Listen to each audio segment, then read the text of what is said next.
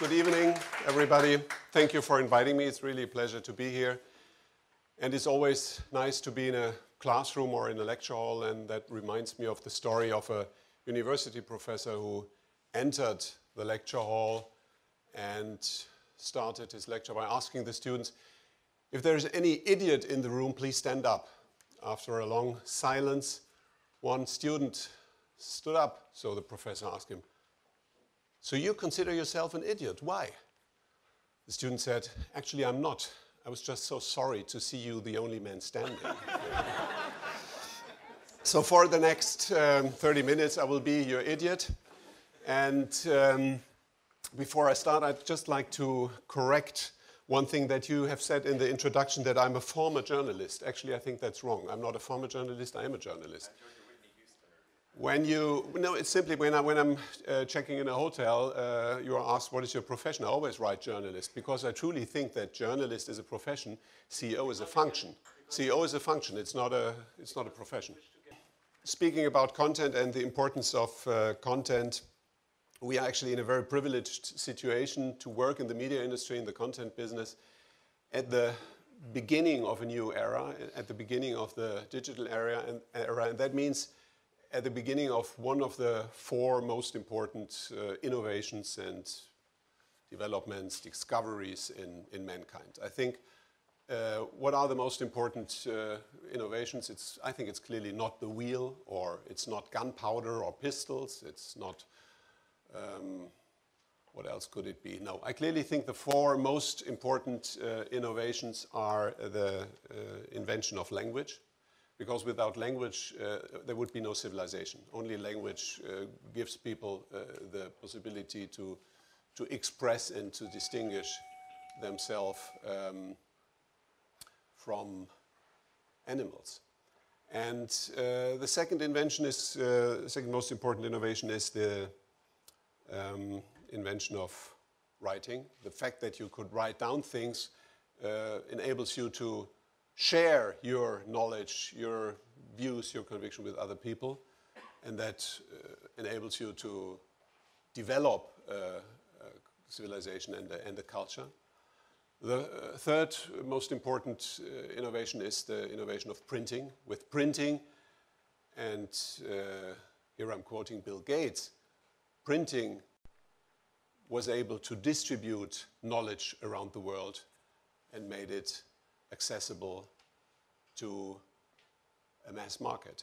Without printing, there would be no digitization, which I think is clearly the fourth most important innovation. And as I said, I think we are only at the beginning. And to my surprise, instead of seeing this as a wonderful opportunity for our industry, for the media business, for journalism, people are worried about it, and they think, okay, this is going to destroy our good old newspaper business and our magazine business, and we have to be very careful. And some people even think they have to erect walls to protect their old businesses. I think this is completely false, and I have to admit that the more I think about it and the more experiences we are collecting, the less I understand it. I simply don't get it, because I think it is so obvious that we have a lot more to win, to gain with these new digital distribution channels than we have to lose, that we really should focus ourselves on the definition of what we are doing. If somebody thinks that our business is printing newspapers or printing magazines, then I would agree it's a pretty tough perspective. If we agree that our business is great content, quality journalism, branded content, then I think we really have a bright future. And despite the fact that, of course, the figures of existing newspapers and magazines are frightening, the decrease of circulation year by year between 3% and 5%, in the US even more, the advertising revenues that are facing headwinds, also the fact that, I mean, in the United States in the last 10 years, more than a third of the journalists have been laid off. Those are all negative signals, but I think to a certain degree it is so negative because we have a wrong definition of what we're doing. And again, I think what we are doing is providing marketing great content. If that is true, we have to react and adapt, and we can either be frightened by these new developments, or we can embrace them and try to make the best out of it. And this is something that we can learn from other sectors. If you take the film production studio business in the United States, 20 years ago, the video and DVDs were developing. Some of the studios thought, okay, this is the end of the movie theaters. This is the end of big studio Hollywood production. Let's try to defend that. Those studios who did that, they are gone. They don't exist. They are either acquired or they are bankrupt. Some of the studios thought, okay, this can be a wonderful additional new distribution channel for us. The movie theaters will remain. People will be interested in great movies and films produced by professional studios, and we have a new distribution outlet. Great. Those studios are today 2-3 times bigger than others. Or another example is the company Nintendo. What would you think, how old is the company Nintendo, the company of the Game Boy and the Wii computer games? What would you say? Any guess here? 15 years? 50. Another one? 30? Okay, it's 120 years old. 120 years old, and Nintendo produced poker cards. It was a print business. They produced poker cards, and then they realized, okay, there are new things, perhaps new opportunities, and then they started to produce the most successful games and game consoles in the world. So this shows it really depends on how you react and how you define your business. We at Axel Springer have seen this opportunity at a very early stage, and we have defined in 2002 a strategy that is based on this conviction that our business is branded content and that we have to transform this business into the digital world and that we have to become a real multimedia company. And we have defined a strategy that is super simple. It's almost a boring strategy. This strategy just tried to find out what can we as a media company, as a content company do best.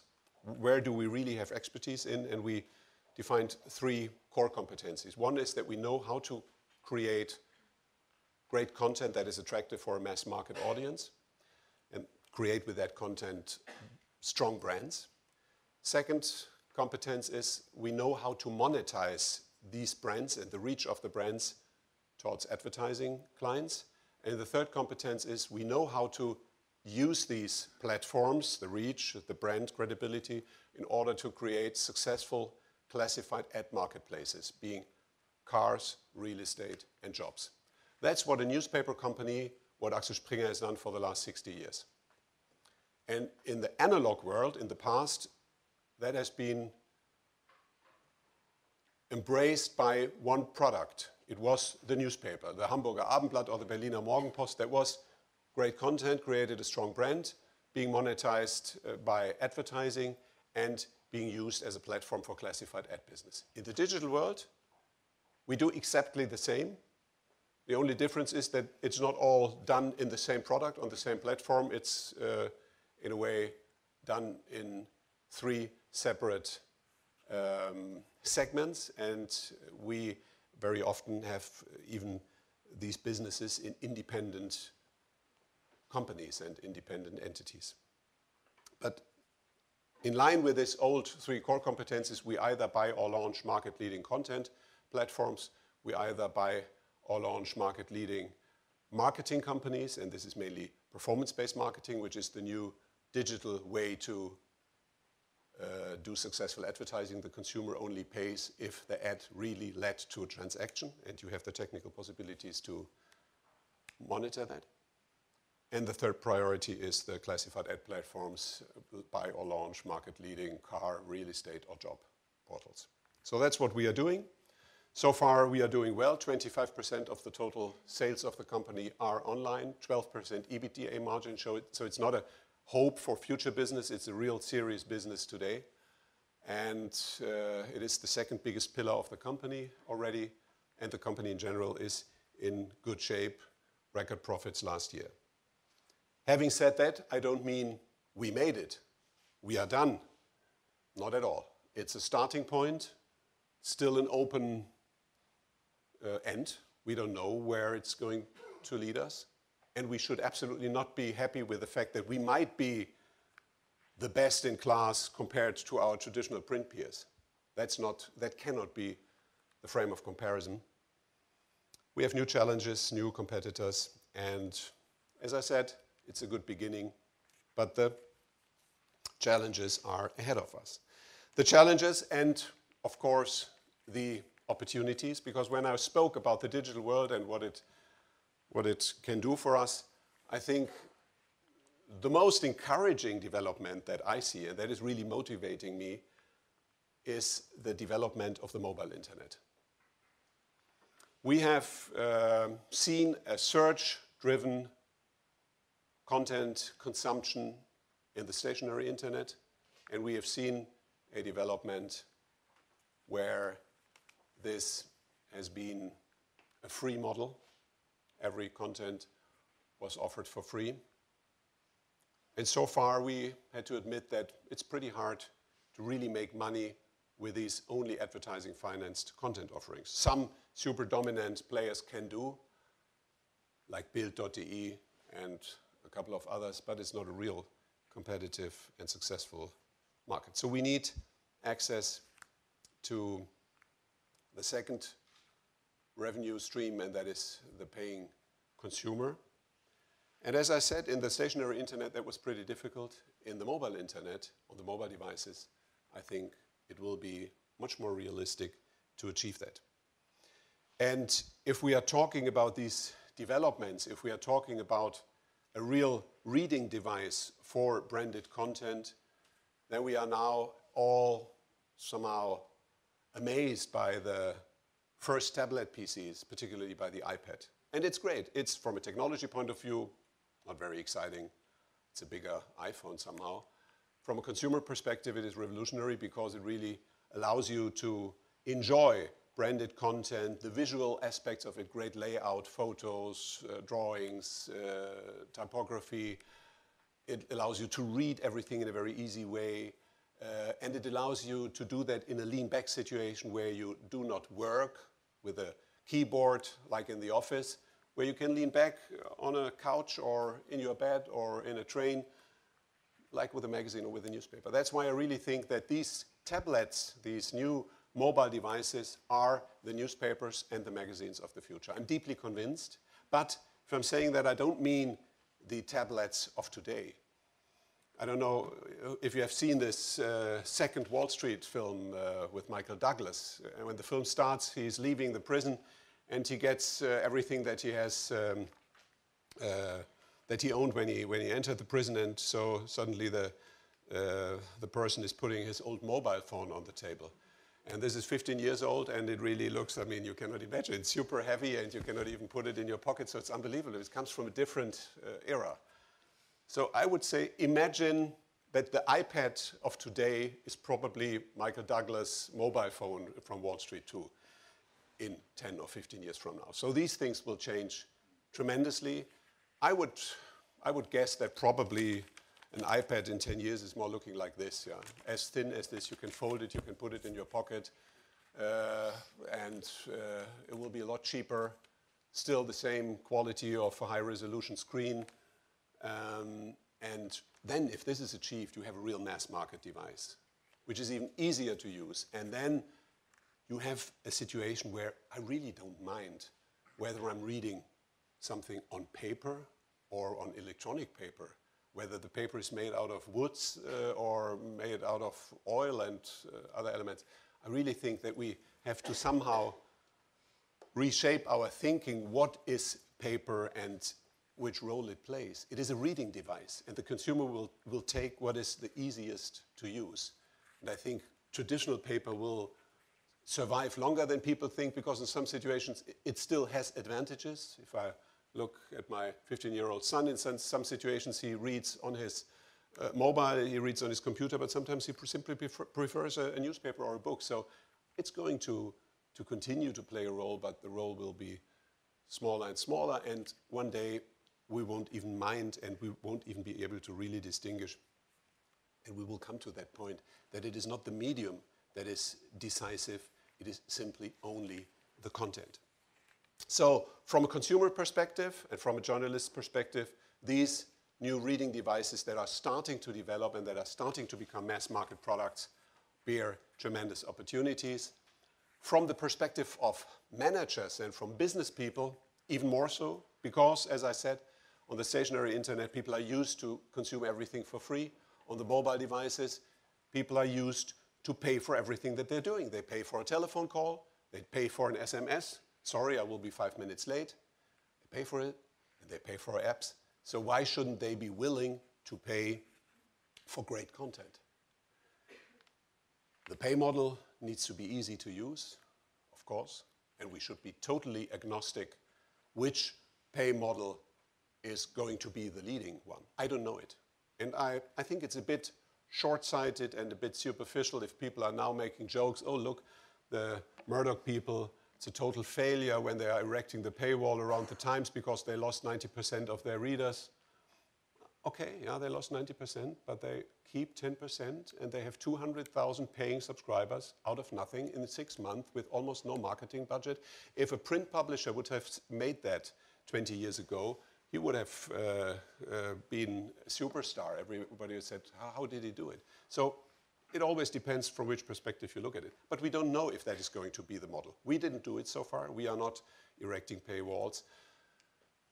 But we analyze it, we look at it, and we hope that it's going to work. Another model is what the New York Times has just announced, the metered model, that you have a certain quantity of free content, and after a couple of visits you have to pay. That is another model. You have the micropayment models. You have the apps. We don't know what is going to work. Chris Anderson has done this Wired page 1 story, "The web is dead." What he meant is, with the apps, the web is losing its role and its importance, and it clearly has new alternatives, new rivals, and I think it's an interesting, probably slightly exaggerated theory, but I like people who are exaggerating because sometimes you need to exaggerate in order to be understood. So the apps. The apps are just great because what the decisive difference between an app and the free web is the free web, the browser-driven web, is a search-driven consumption habit. You have to know what you're interested in, and if you know what you're interested in, and if you do search, you receive the results and what you really want to get faster and better and deeper than anywhere else. It's just great. The apps is not search-driven. The apps is a product, like a newspaper, like a magazine, that starts, that has an end, that has a brand, and has a price. Somebody is composing it. The consumer buys it if he likes it, and he reads it, he consumes it, he likes it or not. That's a situation that is much closer to our business idea. If I'm saying that, I'm not trying to play one category against the other. I think that's totally wrong. We will have the browser, we will have the open search-driven internet, and we will have the apps on top of that. And that is, I think, important to see that one is not replacing the other, but they are interacting. They are almost complementary elements. And in any case, the apps on these new reading devices are just great for our business and for the likelihood that easy pay models are going to work and are going to convince the consumer if he wants this quality, if he wants this kind of independent journalism, independent quality products, then he is willing to pay this price. If I'm talking about apps, new devices, pay models, I'm talking about mainly technology or technicalities. I'm not talking about the decisive point. The decisive point, the decisive success factor will be the content, the quality of content, and the ways how content will be presented. Things are changing in the digital world, and digital content is different in a lot of respects than analog content. For example, the hierarchy has changed. In the traditional analog world of the 19th century, there was a clear hierarchy. The journalist was the boss, and the reader was reporting to him. So the boss gave orders. He behaved in a sometimes slightly arrogant manner. He didn't need sexy headlines, nice photos, subtitles or something like that. That's really attracting the reader. No, that was not necessary. The reader had to follow. He was the boss, so he told him what he has to be interested in, and the reader was reading it and following it. In the 20th century, that changed. The journalist and the reader were on the same hierarchy level. The journalist realized, okay, he has to adapt to what the consumer really wants, what the reader is really interested in, and how he wants to get the information presented with a nice layout, with nice headlines, a clear understanding, what you see is what you get, a good writing that makes it easy to read, some added value, and so on and so on. That was the 20th century. And then in the 21st century, in the digital journalism, suddenly the reader is the boss of the journalist. The reader can immediately vote on what he's interested in, what he likes. He can click it or he can switch it off. He can even guide or lead the journalist, tell him what he's interested in, what he should provide more, what he should provide less, and so on and so on. So I think it's a totally new hierarchy situation. So technology, I'm deeply convinced, is changing fast. The core of the content is changing less than people think. I'm deeply convinced that a good story remains a good story, remains a good story. Whether it's enriched by user-generated content and takes advantage of the intelligence of the crowd, whether it is presented in an aesthetic matter differently compared to traditional stories, that's all possible. But the core of the story, the core of good journalism, remains a very, very conservative thing. People were telling good stories 2,000 years ago, and they were telling boring stories. And when a boring person was telling a boring story, nobody was attending at the fireplace, people went to bed. Same thing was true in a 19th century newspaper. Same thing is true in 100 years from now when people are reading on their retina super innovatively presented and shaped stories. But in the substance, in the essence, the question is this story interesting? Is it new? Has it a clear view and a fascinating opinion I can relate to? Those are the things that remain. I think in the end there are only three things that really matter. It's news, it's opinion or a clear positioning of the person who is talking or writing to you, and it's the quality of language. Is she or he able to tell you a story in a language that is concrete, that is detailed, that is watching the details that really matter? Is it using cliches or is it using fresh and intense words? And has it a sense of humor or not? There's nothing more important than making people laugh. If they're entertained, if they laugh, they like what they read and they like the person who is talking or writing to them. So I think in the end that's a pretty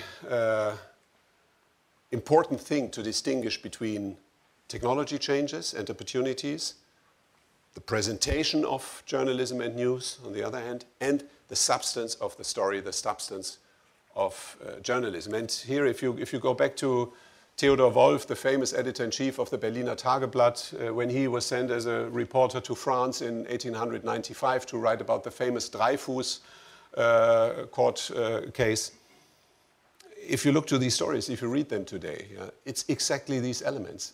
Theodor Wolff had simply good information sources, so it was news what he was writing. He was the first, long before Zola wrote his famous J'accuse thing, he was the first journalist who said that Dreyfus is innocent.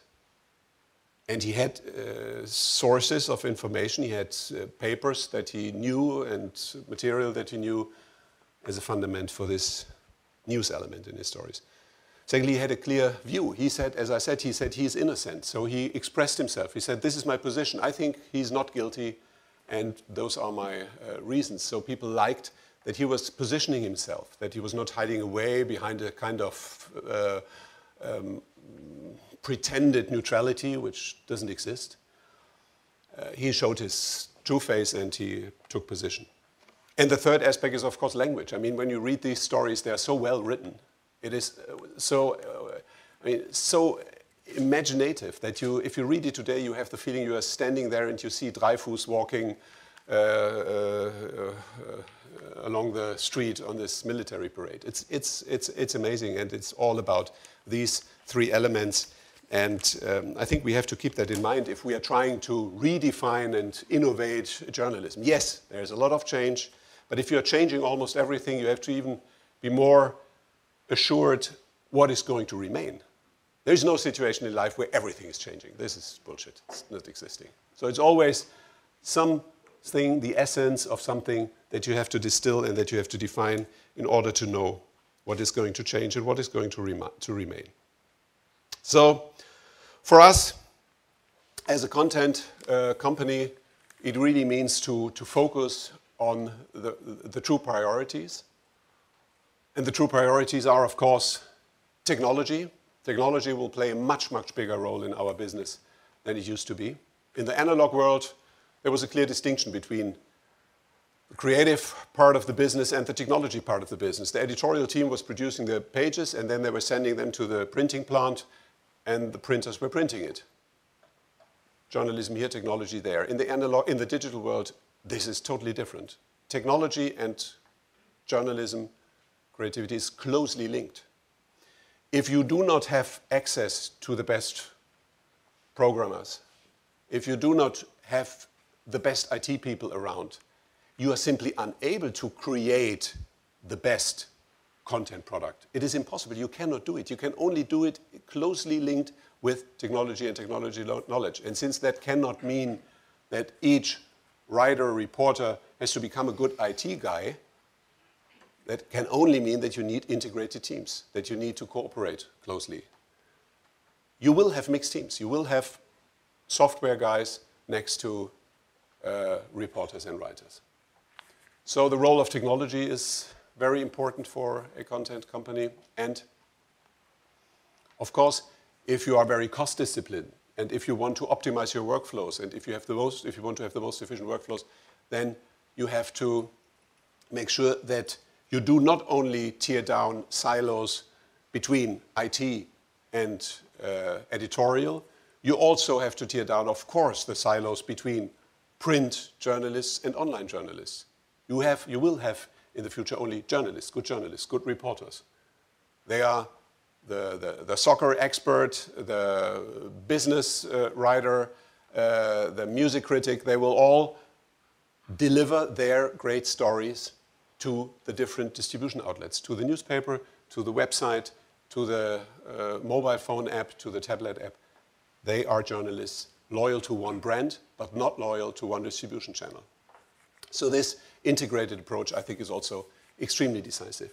And then, of course, the focus on the real content producers, the content generators, the writers, the reporters, the authors, the people who know how to think and how to write. If you're trying to focus too much on processes or on technology, and if you lose that end, then you lose everything. Because without people who have the capability to write or tell a story in a way that people want to see and read, you have nothing to sell in our industry. That's why I think in the hierarchy of a media company, these people, the reporters, let's call them reporters, they should be the king in the hierarchy. Without them, there is no business. And That's why, in the end, the decisive success factors for a content company, despite the obvious things, that you are very change-driven and you embrace progress, that you understand the challenges of the digitization and that you have the right IT people and the technology competence, that you have the no silo, fully integrated workflows, that you have the low-cost structures. That's all, in a way, obvious and given. The decisive success factor is, have you really a culture, a climate, an environment where the best creative people, where the best writers, the best content guys feel encouraged and want to participate? If you have that, you're going to make that. If you don't, you will be dead. So the question is, how can you do this? And it's very difficult, because you cannot give orders in order to say, be creative, be innovative, write great stories. It's not going to work. So how to make sure that nevertheless the culture of a company is enabling and inviting and encouraging the right people? If I'm talking about that, I'm not saying Axel Springer has done it, we are the role model, we are the ideal, far away from that. We have tremendous challenges here, but I think we know the priority. And from my own experience at Axel Springer, I can only share with you the only element that I find so far the decisive factor, and that is freedom. I think it only works if you provide ultimate freedom. Not anarchy, not chaos, but the degree of anarchy and the degree of chaos that you need in order to have real freedom. There's no controlled freedom. I mean, that is very difficult. So you have to dare to trust your people. In the end, you can be disappointed, they can abuse it, possible. But I think the downside of a trust culture that provides freedom is much smaller than the upside. Just to give you one concrete example, you know that we like the tablet PCs, and we have distributed on our last management meeting to 500 people in the company iPads. And we also are borrowing iPads to everyone in the company. So everyone who wants to have an iPad to learn how it works and so on can have one. And when we did that, we said, we encourage you to take this device and do in the office things with it that you would think you are not supposed to do in the office. Meaning you can show to your friends some photos from the last holiday trip. You can watch a video. You can do computer games. You can write private emails. Do whatever you want to do in the office. And even if you think it's not appropriate, do it. We trust you. And it's a deal where, in return, we expect from you that at the same time you are, without being asked, willing to make emails on Sunday afternoon at home, to prepare a presentation when you are in the train to travel to your grandma for birthday, so that you work to a certain degree in a private situation or from at home. I think the side effects of that are tremendous. It's, by the way, also very, very good for diversity, because it allows women and men to combine family and career. I think it is also much more efficient, because the quality of an employee and the contribution to the success of a company is not defined by the number of hours that he's sitting in the office. It's simply driven by the results that he's achieving. And if he does it better in a different environment, at a beach, I don't mind, as long as he's delivering the performance. So I think it's also driving the efficiency. But the most important effect is that it is motivating people and that it is creating a culture of freedom and trust that encourage people to be creative. And before I'm ending, I think it is important to understand that creativity can only flourish in an environment of freedom, a certain degree of chaos, a certain degree of anarchy, where you dare to do things that are not allowed, that are taboo-breaking, that are risky because they can go totally wrong. what is creation? What is innovation? What is a creative act? Very hard to define, but one thing is clear. It is something that is not respecting the rules. It is breaking the rules. It is breaking the taboos. It is doing something that seems, in the first moment, unreasonable. And it's something that leads a person to a conclusion or to an idea that another person wouldn't have in the same situation. I mean, if normal people are peeling an orange and look to the pieces of the orange peel, then they think about perhaps a basket where they can throw it away. When the architect of the Sydney Opera was peeling an orange and looked at these slices, he thought about, oh, that's how an opera house could look like. And he created an iconic opera house, which is really a groundbreaking example of contemporary architecture. So ideas only flourish and creativity only develops in an environment where you dare to think and to come to conclusions that are taboo-breaking, rule-breaking, and that are risky. And this, in the end, shows that it can only work in this environment and culture of freedom and trust. And that is our biggest challenge, to develop that, to improve that. And we have defined for us this term. I used it for the first time 10 years ago, I think. I said, my idea about Axel Springer is actually a kind of United Artists. You know, this production company of Charlie Chaplin, which was called United Artists. And I just like the term. I like the term United Artists because it's a contradiction. Either you are united or you are an artist, but there is actually no artist who really wants to be united and who is behaving in this kind of disciplined way according to the rules of any kind of unity. But on the other hand, it really shows what we as a content company, as a group, need to achieve. On the one hand, we need the artists. Without the artists, there is no business. Without the great creative people, they might be difficult, they might be sometimes chaotic, they might be very tiring for the organization, but they do the unusual things, they do the great things, they do the things that the consumers, the readers, really want to get and want to have. So the artists are the fundament of our business. And if we can achieve a certain degree of unitedness, then we leverage the possibilities of a group, of a family, where the sum of it can be more than just 1 + 1 = 2.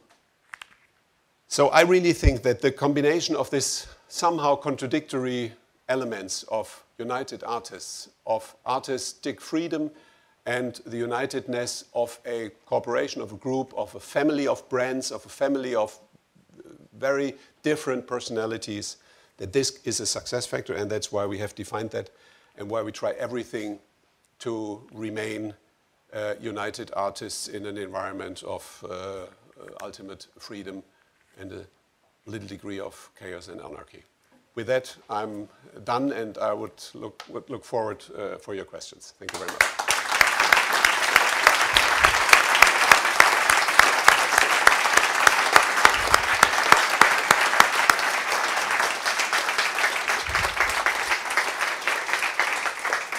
I think it couldn't be better, what we heard. And I'd like to start with a favorite person whose question I really love, and that is Dr. Armin Wolf. Your first question. Oh no, that's a nice surprise. Thank you, Michael. I come here from Vienna just to be embarrassed publicly. No, but I actually have a question. I'm really admiring your enthusiasm about this new technology, but being a journalist myself, I'm not sure if I share it that much. As I understand, you get about 25% of your revenue at the moment from your online business. Yeah. But are you getting it really from journalistic content? Like, isn't it more like the classifieds you have on Monster, I think, is your job portal, if I understand that correctly. My counter question would be, do we get it in a newspaper from journalism? In a newspaper we get it from ads and we get it from classified ads. Yes, but before I had to put you need the content and the brand in order to make business. But may I just conclude my question? But like in the past, I had to buy a newspaper to get the classifieds. Now I don't have to buy a newspaper anymore. I don't have to read your articles. Don't have to buy your articles to get the classifieds. In the past, I had to put my advertising as a company in your newspaper to reach people. I don't have to do that anymore. I can buy advertising at Google or on Facebook. So is there really that what you're saying, what you're preaching, and what I love to hear because I'm a journalist, that content is actually the thing we are selling. But is it what you're selling? Aren't online games what you're really selling online and what you're making your profits with, or classifieds and not the journalistic content? Like, where's an example for journalistic content that makes you money?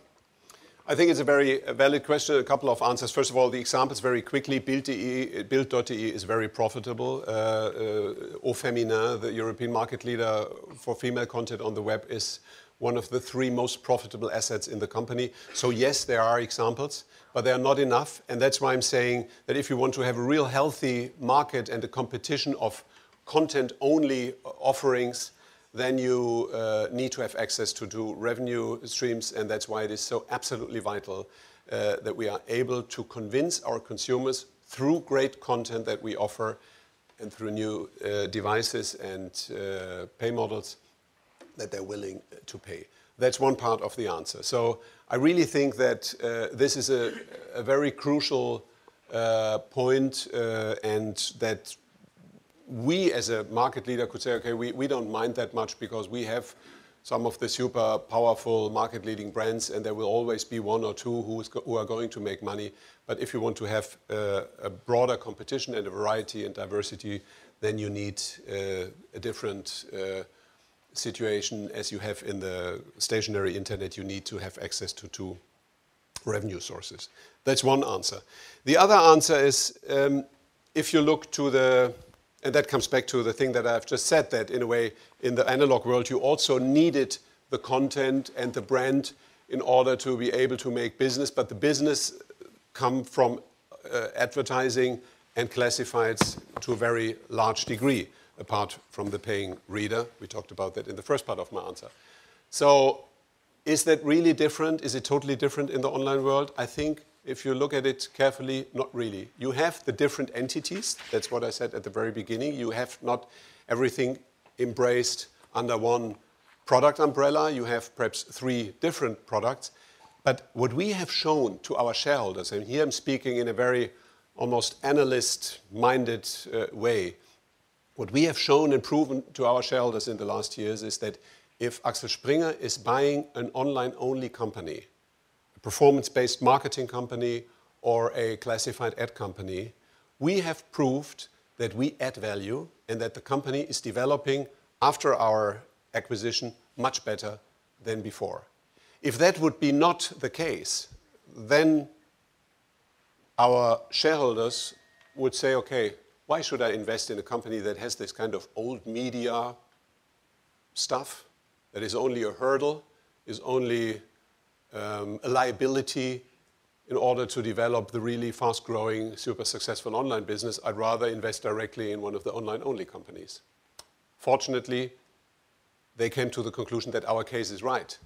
If our case would be wrong, if we would not add value, then they would not invest, and you would be right, because then you could say, okay, these things don't need the content, they don't need the brands, they can develop standalone better. They cannot.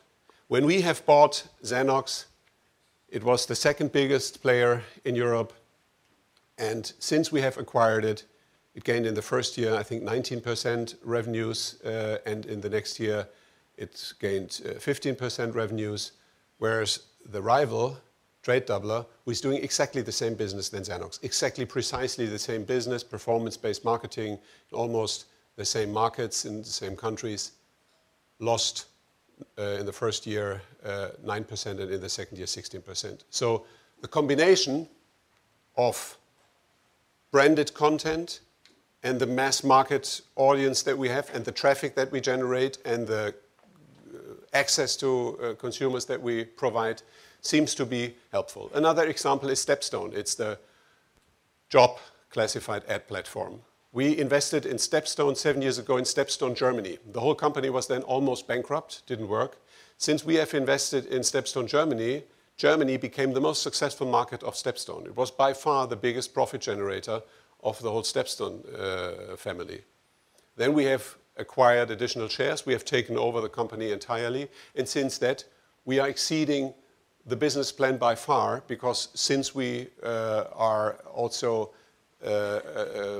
active to drive the business and to boost the business in the other markets, it also develops better. So it seems that this is only two out of several examples that I could give you and that we are intensely discussing with our shareholders when we see them, because we need to prove this case. So in the end, what it means is, yes, you can do it standalone, but it works much better if you have, to be concrete, multimedia offerings. If you have the Stepstone classified ads not only on Stepstone, if you also have them in the Hamburger Abendblatt, or if you have the Immonet real estate ads pushed with this traffic by the big content platforms that we own in the digital world. So I think in the end, the content and the credibility and loyalty that this content and its brand create, the reach that they have, and the access to various customer categories helps also to drive these new business categories.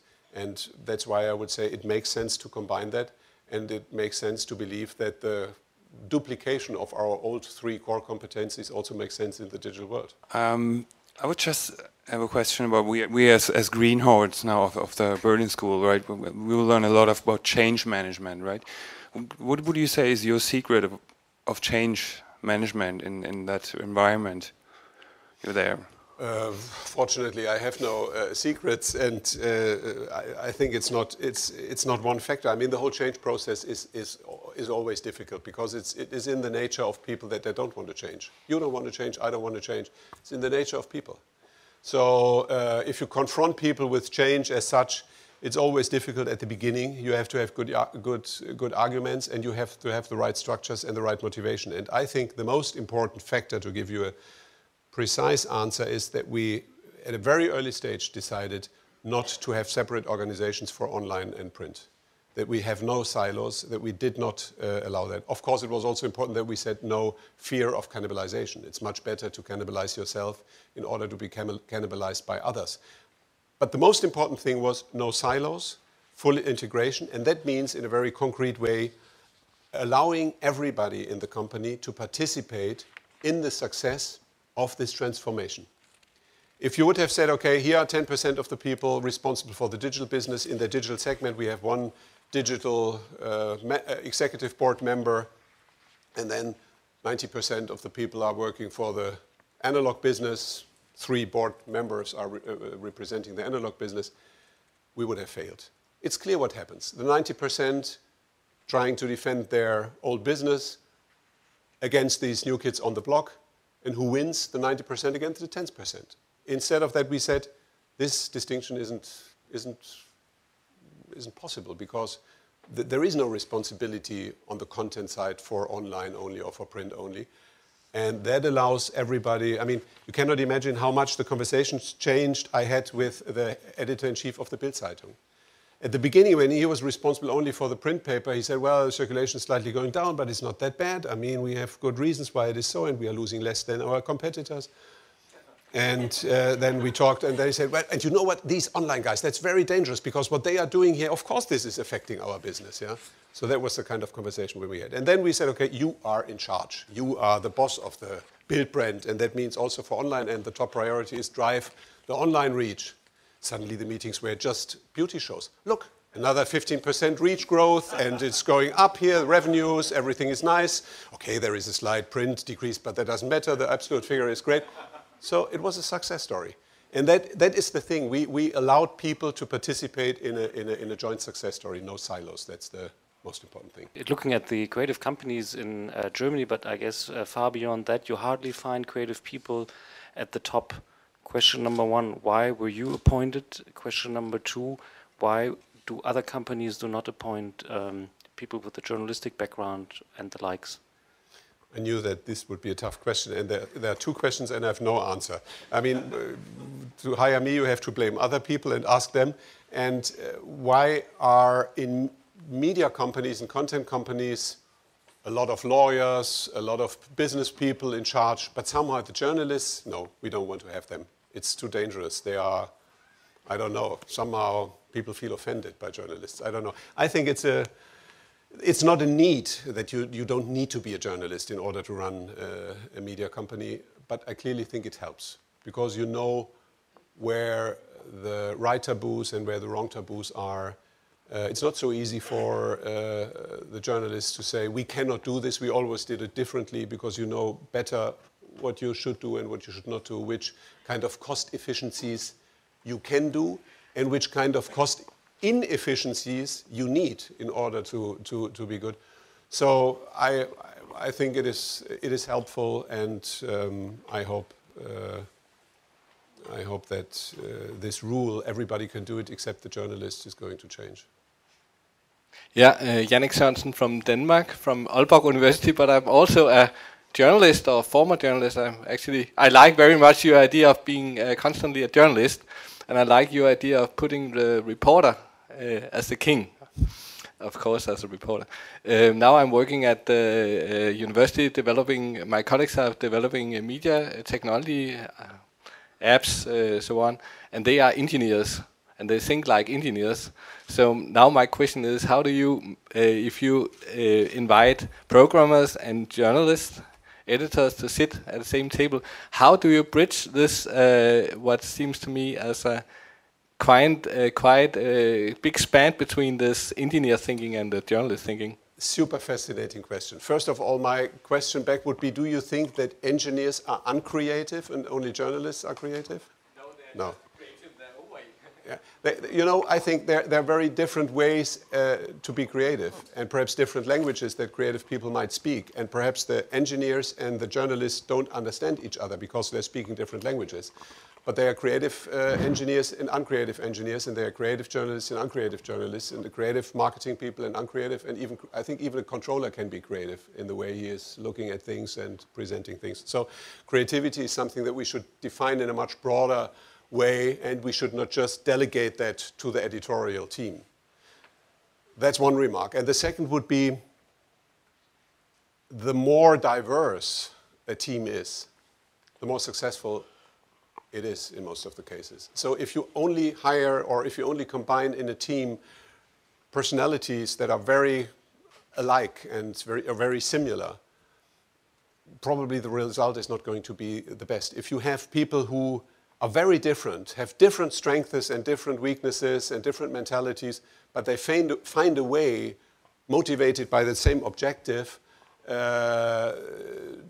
if they find a way to communicate and to act together, then I think the outcome is much better. So that's why I, in general, would encourage the idea to have mixed teams where you always have a certain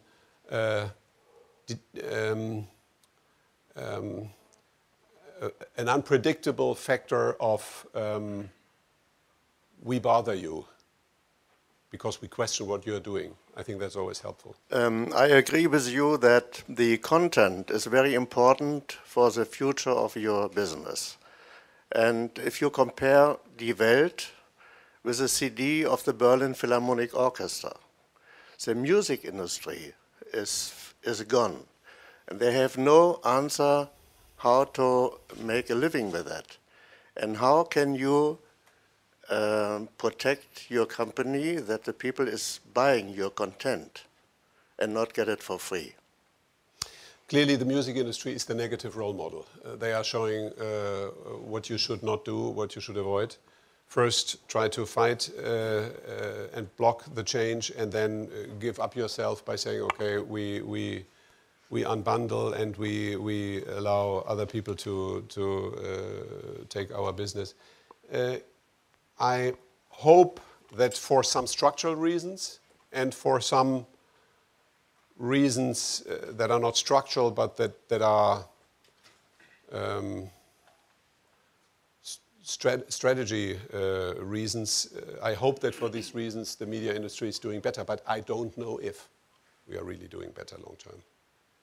It's still, as I said at the beginning, it's an open game. And at the moment, things are, there are a lot of things I could talk an entire evening about the things that are really worrying me, that are very frightening. And I mean, I'm not touching this issue of media regulation and public TV and their free offerings on the web by taking 8.5 billion budget from taxes in order to ruin a business model of others.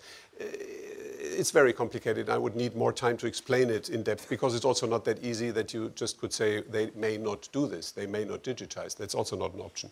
But it's unfair competition here, and that's a big threat. Also, the behavior of a lot of publishers is somehow not very encouraging if it comes to how they are embracing the change, how they are focusing on the right priorities, on the content quality, how they are defending their business model and so on. So there are a lot of things. But the structural reason why we might do better is simply because our content is a content that is changing every day and every minute. So a song that is once composed and produced is there, and either you own it and you monetize it, or other people do it and you cannot defend you, then you have a problem. In the journalistic sphere, it's slightly different, because you would need not only people who have a distribution system, you would need people who have this content production competence. In a way, a music producer who is doing its job 12 hours a day. And that's one structural difference, I think, of the journalistic sphere. And again, as I said, I think if we are defining our business not as a paper printing business, if we define our business as a content business, if we are able to develop the revenue sources that we had in the print world, also in the digital world, classified ads, display advertising or performance-based advertising, plus the paying subscriber or buyer of a branded content product. If we're able to transform these three revenue sources in the digital world, then I think we have a pretty fair chance. It's interesting that you haven't mentioned the social media, the influence of social media in journalism, because that's affecting how people consume the content. So it's kind of a filter, because people are attracted by certain messages, so they click on it, and I think that this might affect the revenues also of your company, because a different way to read, to view contents, like a two-way relationship with the content, for me actually is affecting journalism. I mean, I think that a journalist probably writes a headline in a different way to get a different effect probably on the audience. How do you, like in the company, do you only think of search revenues, or are you also like integrating social media professionals? If I got it right, I think there were two questions. I try to answer both. I think in general, the social media are, as everything on the web, not good or bad, not a threat or an opportunity. They are always both. It really depends on what you do with it. I mean, if people are going to discuss, is the web good? Is the internet helping to educate people, or is it helping to stupidify people? I cannot answer that. The web is nothing, it's neutral. The internet is as good or evil as the people who are using it are, and what we are doing with it, that is decisive. And that's the same thing for the social media. Of course, it can be a kind of super secret service that is observing and controlling everything what you're doing and interfering in your privacy. Yes, that's possible. But at the same time, it can be, for a content company like us, it can be a wonderful ally. It is a distribution partner. I mean, Facebook is our friend. It's great what we are achieving with Facebook, because if the Facebook community is liking what you are doing, recommending that, then it's better than any kiosk. Yeah. So also here, it's really an opportunity, and we should not look at it in a negative way. Does that mean that we need to invest in social communities? The answer for our company is clearly no. It's a different business. Social communities, that's a different business. It's not our core competence. It's a new way to communicate, to interact, to connect people. But for that reason, we also wouldn't have bought a telephone company. I mean, it's not our business. It's not branded content business. different. So partner, yes, not an investment. And the second element of the question, if I got that right, is if you know what people like and what they do, you can just make the headlines and the stories that they want, and that is changing then your content. Yes, and here to a certain extent it is helpful because it's an immediate feedback. It's market research, 24 hours, real time. That's great, and we are using that. Not only in the digital business, also in the editorial teams for all outlets, for apps, for websites, and for papers. They are, of course, using that and learn from how people are reacting and what they like and what they dislike. Does that mean in the end that you should only do and write what people like? Definitely no.